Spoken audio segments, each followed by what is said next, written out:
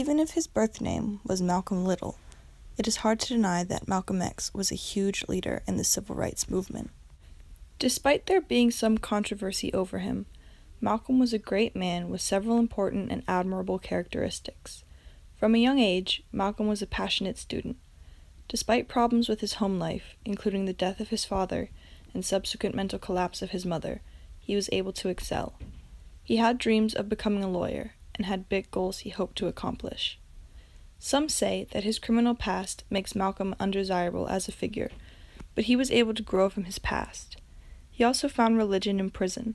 He was able to overcome his previous disdain for God and religion to become not only an important but also influential figure in the Nation of Islam. He even became the leader of one of the nation's chapters.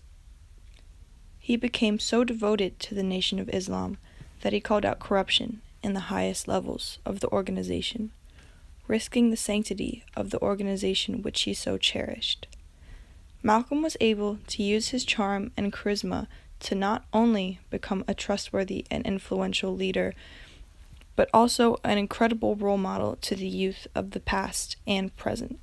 Even today, children are inspired by his activism. He was so good at speaking that he was even able to change the views of white college students he talked to. This enabled him to reach a wider audience than some of the other civil rights advocates of the time. Many critics of Malcolm X reference his early hatred of white people as a flaw. While his early activism did preach violence and the killing of white people and that whites were devils, after a pilgrimage to Mecca, Malcolm saw how Muslims there practiced equality of the races and changed his views to those of equality between the races.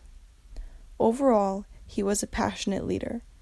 He was able to get his message across, and he always got the job done. He inspired generations, past and present, and continuously grew as a person.